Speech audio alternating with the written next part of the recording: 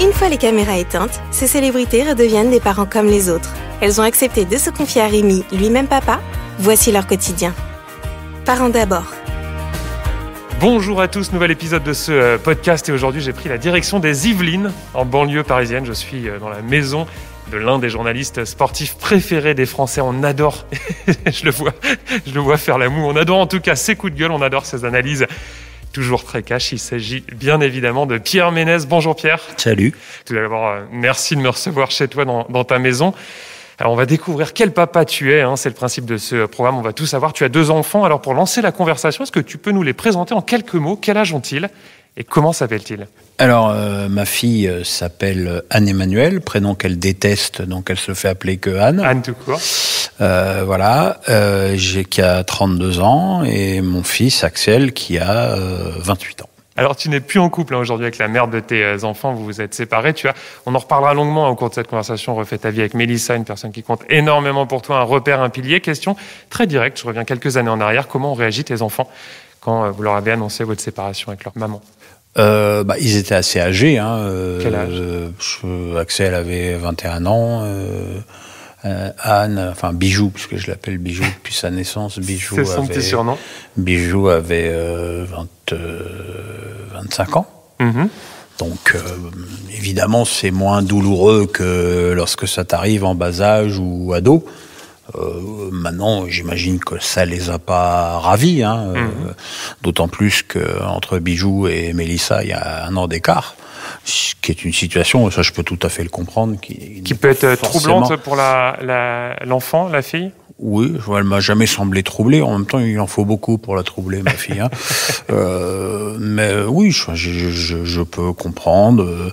Et puis, je peux comprendre que les images d'Épinal leur remontent à la surface et qu'ils se disent mon père avec une femme qui a 24 ans de moins que lui, métisse, elle en veut à son argent, à sa notoriété. C'est pas des discussions que tu as eues directement avec eux? Avec ma fille, non. Avec mon fils, un jour, oui. Surtout quand il a analysé l'attitude de Mélissa pendant ma maladie. Et ça, je pense que ça l'a beaucoup rassuré, voire même rallié à sa cause. Ton ex-femme, tu l'avais rencontrée jeune, je crois vers 19 ans. Longue histoire d'amour. Je t'ai demandé comment tes enfants ont vécu la séparation et comment toi tu l'as vécu, cette séparation. Forcément bien, puisque c'est moi qui l'ai voulu. Donc, voilà. C'est, comment dirais-je, l'impression de s'être tout dit. Et puis voilà. Et puis, ma carrière avec la télé a pris une autre tournure que mon ex-épouse n'a pas pu ou voulu suivre. Et voilà, et le fossé s'est creusé en... C'est le boulot qui vous a séparés? Ouais, je pense, ouais. Je pense, ouais. Et mais je lui en veux absolument pas. Voilà, mais vraiment pas du tout, quoi. Alors je reviens à tes enfants, je le disais en introduction, tu es très populaire, tout le monde te connaît, mais tu n'as pas ta langue dans ta poche. Tu te retrouves parfois au cœur de polémiques, avec des petites phrases qui peuvent parfois faire beaucoup parler. Est-ce que cette notoriété, sincèrement, a pu ou peut encore être un fardeau pour tes enfants? Alors, pour ma fille, pas du tout. Parce que ma fille, c'est moi. Ma fille, en gros, c'est mon clone. Le même caractère? Complètement. Cash? Voilà. Mon fils est totalement différent de moi. Donc, je pense même qu'encore aujourd'hui, être le fils de, ça, c'est un fardeau pour lui, oui. Et pas pour sa sœur? Non, pas du tout. C'est étonnant. Il y a une différence vraiment de caractère et de rapport à ta notoriété entre tes 2 enfants. Il n'y a entre les caractères de mes enfants, il n'y a absolument rien à voir. Quand tu dis un fardeau, ça peut être par rapport à des sorties que tu fais, par rapport à ton exposition, ta notoriété, ta médiatisation? Oui, parce qu'à un moment donné, il s'est retrouvé mêlé à une de mes sorties médiatiques, pas la plus brillante d'ailleurs. Sur le racisme dans le football, c'est ça? Voilà, et parce que moi je sors des trucs et j'ai un peu ce mauvais réflexe du Canal Football Club, c'est-à-dire de faire des interventions finalement assez courtes, alors que des fois il faudrait que j'étaye plus expliquer le propos, mon raisonnement, parce que quand j'ai parlé de cette histoire de racisme anti-blanc, j'ai dit que mon fils avait été rejeté dans un club de foot, Torcy pour ne pas le citer, qui est un très très bon club de foot de la région parisienne, où il y a effectivement une présence ultra majoritaire de de joueurs noirs et maghrébins. Et que voilà, mon fils, il a fait 3 entraînements. On lui disait pas bonjour, on lui disait pas au revoir, on lui passait pas le ballon, on l'engueulait sur le terrain, on prenait pas la douche avec lui. Et au bout de 3 entraînements, mon fils m'a dit mais j'y vais plus. Et c'est ça qui est tout à fait savoureux, c'est qu'il s'est mis au basket, où là il s'est de nouveau retrouvé avec pratiquement les 3/4 de l'équipe qui était noire et qui n'a jamais eu le moindre problème. Et quand tu décris cette situation, ça fait un énorme bad buzz. Il le vit mal, j'imagine. Ouais, il le vit mal parce que les gens ont compris que je parlais d'un truc qui venait de se produire.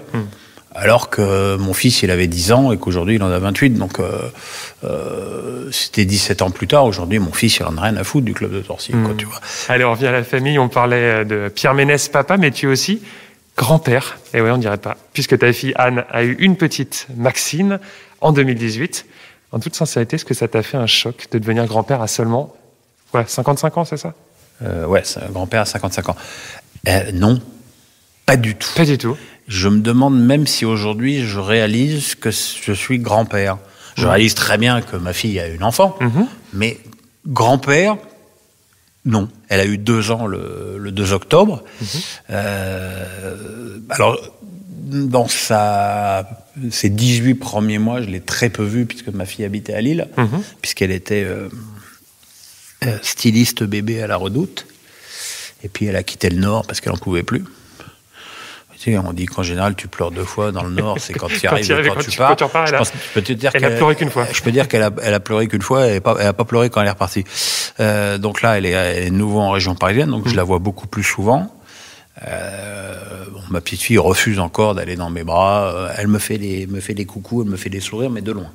Et toi, tu as envie justement d'être le grand papa poule, ou c'est quelque chose qui n'est pas forcément... J'aimerais bien qu'elle soit dans mes bras, oui, bien sûr, mais ça viendra. De toute façon, ça viendra. Je pense que quand elle sera propre, quand elle parlera, elle viendra là sans ses parents. Voilà, il y a aucun problème. Puis j'en prends pas du tout ombrage, puisque...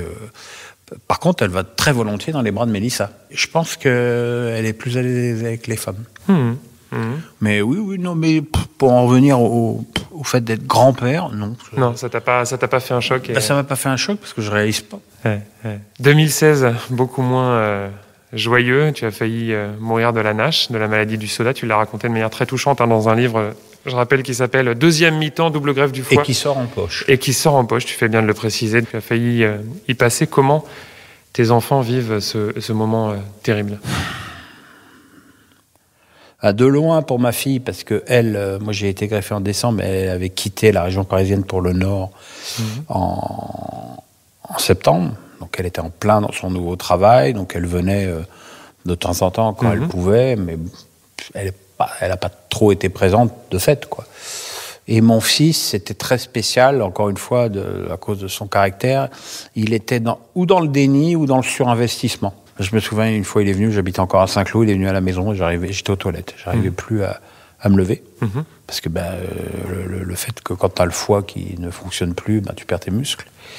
C'est lui qui m'a levé des toilettes, on s'est mis à pleurer tous les deux, parce que j'étais un légume, quoi. J'étais une épave. Et je crois que, comme ma fille un jour s'est mise à pleurer parce que j'ai été pris d'une crise de vomissement quand elle était à la maison. Tu sais, quand tu vis une maladie de loin ou à distance, tu réalises pas la déchéance, ce qui était mon cas. C'était une déchéance complète, physique, puis presque mentale à la fin, parce que moi j'étais en train de mourir, je ne me rendais pas compte. Qu'est-ce qu'elle t'apporte à ce moment-là, Mélissa ? Tout. Tout. Sans elle ? Elle me faisait... Je serais mort. Moi j'ai été inscrit sur les listes de greffe le 12 juillet 2016. On m'a dit vous serez greffé dans les 6 mois parce que vous êtes prioritaire quand vous avez une double greffe. J'ai été greffé 6 mois jour pour jour. Mais bon, à partir du mois d'août, ça a été une descente aux enfers. Et elle a tout été pour moi. Elle venait d'avoir son permis depuis quelques mois. Elle m'emmenait 3 fois par semaine en dialyse. Elle m'a gardé jusqu'au bout à la maison. Je suis parti le dimanche soir pour me faire greffer le lundi. Alors que très objectivement, avec n'importe qui d'autre, j'aurais été à l'hôpital depuis 3-4 semaines. Et je l'aurais pas supporté d'ailleurs. Elle me faisait à manger, elle me couchait, elle me lavait, elle me torchait. Enfin, Elle n'est pas sortie. Sa seule sortie, c'était pour aller chez le coiffeur une fois de temps en temps, puis pour promener les chiens, même si à la fin, elle pouvait même plus promener les chiens. C'était une promeneuse qui venait les emmener au parc de Saint-Cloud. Donc c'était... ah oui, sans elle, je serais mort. Ta maman, également, très présente à tes côtés à ce moment-là? Bah oui, parce que de temps en temps, mais ça, fallait bien qu'elle aille ou promener les chiens ou faire des courses. Ma mère venait tous les jours. Ma mère venait tous les jours, il faut bien se rendre compte. Elle habite en Île-de-France également? Ma mère habite à côté du Parc des Princes. Prédestination. Voilà. Je pouvais plus... il fallait que je sois sous une surveillance H24, parce que je pouvais faire un malaise, je pouvais faire une encéphalopathie, je pouvais tomber, je pouvais... Tout, quoi.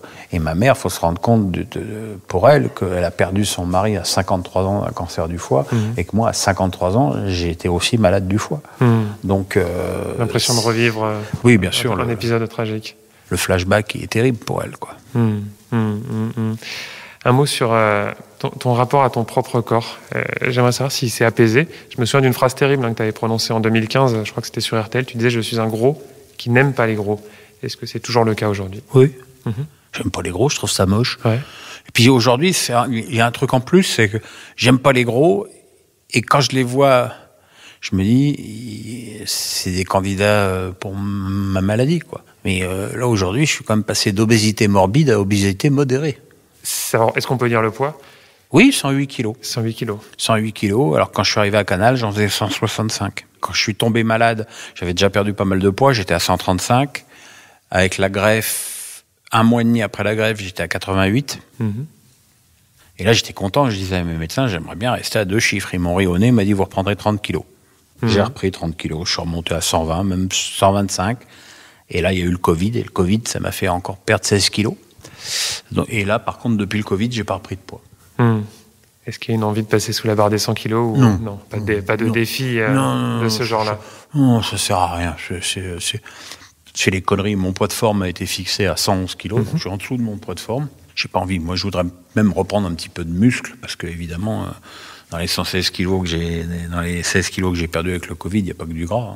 La grossophobie, ça c'est quelque chose qui est très présent sur les réseaux sociaux. Les attaques sur le physique que tu as pu subir, est-ce que ça a pu te blesser? Est-ce que ça te blesse? C'est comme si je te traitais de sale chauve, ou je traitais un noir de sale nègre, un arabe de sale bico, un juif de sale youpin. Alors, moi, quand je dis ça, il y a toujours qui me disent « Ouais, ben ça va, il n'y a pas de racisme contre les gros. » Mais bien sûr que si. Bien sûr que si. C'est une différence physique. C'est une différence, c'est une attaque contre ta différence physique. Absolument. Quand tu traites un noir de sale nègre, c'est une attaque sur sa différence physique. C'est exactement la même chose. Mais je pense que tu peux dire plus facilement gros porc à un gros que sale nègre à un noir.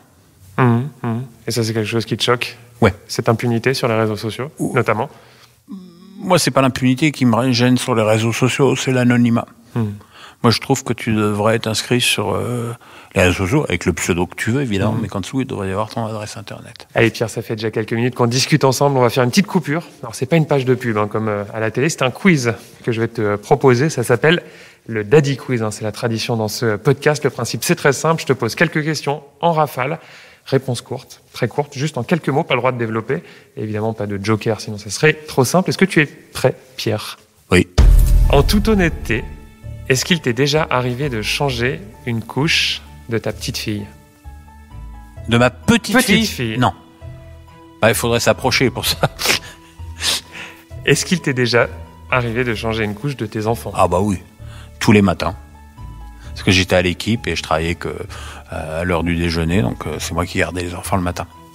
Est-ce qu'il t'est déjà arrivé de donner une gifle à l'un de tes enfants? Oui. Fille, garçon? Les deux. Pas de jaloux. Quelle est la pire connerie que tes enfants ont pu faire? Ma fille, elle a dû casser un vase. Mon fils... Mon fils, il est globalement trop nerveux, mais on ne peut pas parler d'une connerie, mais il est trop nerveux. Il y a des accès de colère très limites parfois. Si tu devais confier une journée entière pour un babysitting, ta petite fille, en accord avec ta fille Anne, confiée à un footballeur, lequel choisirais-tu? Robert Pires, parce que c'est le plus gentil.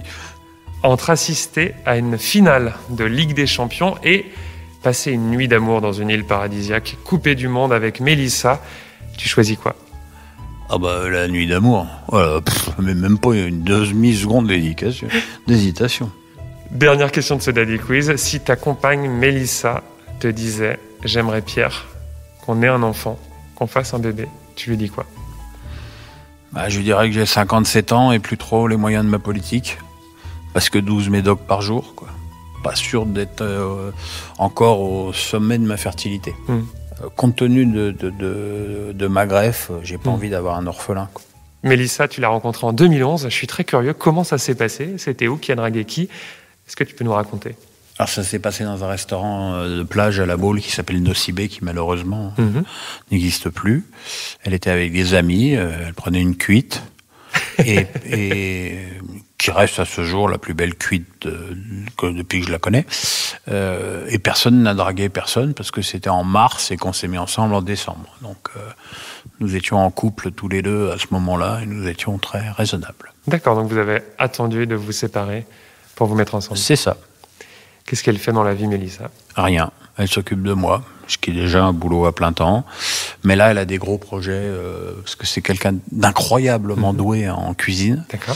Et je pense que là, elle a un projet, elle va participer à un livre de recettes à la plancha pour la Rousse. Et puis, elle va, je pense que là, justement, comme tu peux le voir, nous avons des gros travaux à la maison. Nous allons avoir une nouvelle cuisine dans une nouvelle pièce, qui est la pièce que tu vois derrière effectivement, toi. là, on est dans un salon qui va être retapé, hein, c'est ça? Ouais, au sol, ouais. Et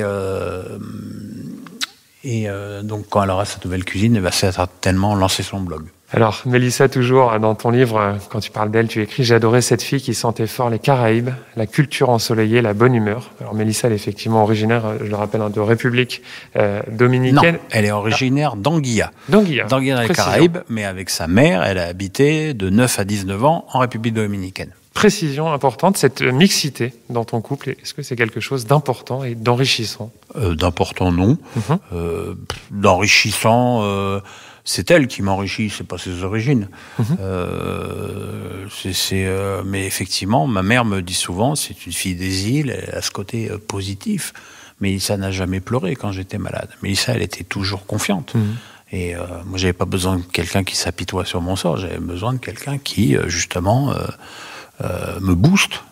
Si tant est qu'à un moment donné, ça servait à quelque chose de me booster. Oui, alors, est-ce que ce caractère vient de ses origines? Peut-être. Je connais malheureusement pas encore son père, puisque lui, il habite toujours en Anguilla. C'est quand même pas la porte à côté. Et mais je sais pas si elle est comme ça parce qu'elle vient d'Anguilla. Pour toi, c'est un non-sujet. Elle est comme elle est et tu l'aimes pas. Ah oui, complètement. Pour ce qu'elle est. C'est un non-sujet complet. En revanche, tu le sais bien, pour certaines personnes, la mixité, ça n'est pas un non-sujet, le racisme. Est-ce que c'est quelque chose que vous avez déjà eu à affronter dans votre couple mixte? Le regard extérieur, le regard de certaines personnes? Mais oui, mais c'est pas du racisme. Ce qu'on nous, elle, on la traite de michto. Là, on a fait notamment une vidéo, on a fait une émission avec Nawel Madani. Il y a 700 commentaires, il y en a 650 gentils et 100 orduriers. Ah bah oui, t'as chopé le bon filon, donc il est vieux. La haine se cristallise non pas sur ses origines, mais sur le fait qu'elle soit plus jeune que toi. Voilà. D'accord, donc c'est la différence d'âge dans le couple je pense qu'on vous fait payer. Je pense qu'on l'a jamais attaqué sur sa couleur. Tu expliques toujours dans ton livre, qui va sortir en poche, on le rappelle, que tu avais passé l'âge des contes de fées quand tu l'as rencontré, quand l'amour t'est tombé dessus. Question peut-être très naïve, mais j'imagine quand même que quand on est connu, les opportunités de rencontrer des femmes ne devaient pas te manquer. Ah non, ça allait, je te remercie. Ouais. Oui. On est très sollicité quand on apparaît comme ça de manière très présente à la télévision. Pas par que des personnes désintéressées. Il se passe pas une semaine sans que je reçoive des photos de filles à poil sur Instagram. Tu reçois des courriers de téléspectatrices, par exemple, de Canal+, qui te font des propositions, qui te disent clairement qu'elles aimeraient aller plus loin avec toi. Oui. Oui, mais non. Voilà, moi je leur dis, c'est gentil, mais je suis marié, quoi. Est-ce que tu en as déjà profité dans le passé? Oui. Oui, tu penses. Tu penses. Beaucoup? Non, pas beaucoup, parce que globalement, j'étais toujours j'étais jamais libre, mais un petit peu, ouais. On parlait tout à l'heure des réseaux sociaux. Tu n'as jamais hésité à montrer tes enfants, ainsi que Mélissa en photo. Est-ce que c'est venu naturellement? Tu ne t'es jamais dit, j'ai envie de protéger ma vie privée, j'ai pas envie qu'on voit ni Mélissa, ni mes enfants. Comment ça s'est passé? Moi, il n'y a rien que je supporte moins que les gens qui ont un profil sur Instagram et qui t'envoient, tu dis, il y a 300 photos, il y a 100 couchers de soleil, 100 citations, 100 proverbes à la con et 50 plats de lasagne. Enfin, je me dis, bah voilà, tu es sur les réseaux sociaux, il faut l'assumer, quoi. Mais c'est vrai que on a une vie extrêmement conviviale, parce que comme tu peux le voir, on a une belle maison, on a un grand jardin, on a une piscine. On est dans les Yvelines, ouais. Effectivement, un grand terrain où on peut recevoir des amis. On a une piscine, on a un jacuzzi, donc il y a régulièrement énormément de monde qui vient manger, surtout que je pense que la réputation culinaire de Mélissa n'est plus à faire. Donc voilà, on fait des photos avec nos amis comme des gens normaux. On a des chiens qui sont exceptionnels et impayables. J'en ai un juste à côté de moi, effectivement, qui s'appelle Edison. Aucun rapport avec Edison Cavani. Je le précise. Je le précise parce que d'abord, je ne peux pas supporter Cavani et puis qu'il s'appelait déjà quand on l'a recueilli. Et Joy, qui est l'aîné des cockers, qui est avec nous depuis 6 ans. Dans ton couple, au quotidien, comment ça se passe avec Mélissa? On sait que tu as un caractère qui peut être volcanique. Est-ce que Mélissa vient apaiser, contrebalancer? Comment ça se passe entre vous deux? Alors, il faut bien comprendre un truc. Le patron de la maison, c'est pas à lui que tu es en train de parler à la maison. Alors, qui est le patron? Mélissa. C'est Mélissa. Mais totalement. Surtout de la télécommande. Je dirais que je vis avec une terroriste de la télécommande. C'est-à-dire que Mélissa adore les meurtres. Donc, je m'endors tous les soirs avec un meurtre à la télé. D'accord, donc des émissions de faits divers, des séries policières, Ouais, des documentaires sur les meurtres, machin, c'est terrible. Faites entrer l'accusé, crime. Mais pas de tempérament volcanique en face de toi? Non, ni l'un ni l'autre. C'est vraiment très, très, très, très harmonieux. J'ai pas un grand goût pour le conflit, d'une manière générale. Et non, franchement, ça se passe tout en douceur. On s'approche de la fin de la discussion. Une question sur l'argent, encore une fois très directe. Tu étais journaliste en presse écrite. Quand tu as commencé à faire de la télévision, évidemment, tu as gagné un petit peu plus d'argent, même beaucoup d'argent en tant que papa, en tant que mari.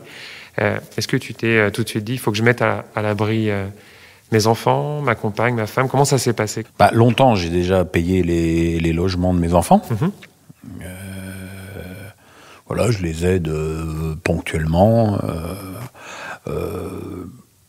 Mélissa, je la protégerai quand on sera mariés. Ça, c'est un projet qui est en cours? Oui, c'est un projet qui est en cours. Donc, un petit scoop, bientôt un mariage entre Mélissa et Pierre. Voilà, et mes enfants, il y a la maison où j'habitais avec leur mère, dont je vais faire donation aux 3 personnes. C'est-à-dire que mon ex-femme aura 50% et eux, ils auront 25%, ce qui leur permettra de faire des crédits en hypothéquant la somme. Voilà. Après, ils gagnent leur vie. Et puis, ils seront protégés quand je serai mort, quoi. Comme moi avec ma mère, quoi. Et tu as fait profiter ta maman un petit peu de ton niveau de vie qui a augmenté au fil Alors des déjà, années. elle n'en a pas besoin. Mais j'ai de très très bons rapports avec ma mère, bien meilleurs que dans les années précédentes même, je dirais. C'est la maladie qui a... Peut-être. Qui vous a rapproché? Peut-être. Ma mère, elle a ce côté, elle est née en Tunisie, donc on ne peut pas parler de pied noir, mais un peu quand même, tu vois. Elle est surprotectrice. Et puis, il n'y a pas besoin que je demande de qui vient mon franc-parler. D'accord, donc ça vient de maman. Ah la vache. Et ça a pu être compliqué, tu le dis, au cours de certaines périodes de ta vie, entre vous? Ouais, il y a eu des moments compliqués, ouais. Mais aujourd'hui, c'est absolument idyllique, quoi. Tu vois, là, par exemple, on a passé 16 jours de vacances à La Baule, parce qu'il n'était pas question de partir à l'étranger avec la Covid. On a passé 16 jours avec elle à La Baule, et ça s'est jamais aussi bien passé que cet été. Allez, pour conclure cette discussion, imaginons qu'Anne et Axel écoutent ce podcast. Quel message aimerais-tu leur adresser? Y a-t-il quelque chose que tu ne leur as jamais dit? Tu sais, tu me connais maintenant, les choses, je les dis. Je les dis toujours. Moi, je leur souhaite juste d'être heureux, d'être heureux par eux-mêmes, parce que moi, je suis né dans une famille qui n'était pas spécialement aisé au début, qu'il est devenu par la qualité du travail de mon père. Voilà, mais aujourd'hui, ce que je gagne, c'est mon travail. C'est pas mes antécédents qui me le procurent. Donc voilà, ils ont la chance d'être dans une famille où il y a un peu de sous, mais qui fassent leur vie par eux-mêmes, et puis les sous viendront quand ils viendront. Mais voilà, mais bon, je suis assez fier d'eux, quoi. Mon fils, après avoir pas mal tâtonné, travaille chez Vuitton depuis maintenant plus de 2 ans. Ma fille, donc là, elle a arrêté la Redoute, mais elle va retravailler très très rapidement là. En plus, là, on est dans une année un peu bâtarde, puisque d'abord, c'est pas facile de trouver du boulot avec le Covid, et puis la petite a que 2 ans, donc elle ira à l'école en septembre prochain. Donc voilà, il n'y a pas d'urgence non plus à ce niveau-là, quoi. Puis ils savent qu'ils peuvent compter sur moi s'ils ont un souci. Merci beaucoup, Pierre. Il vous en supplie. Parents d'abord.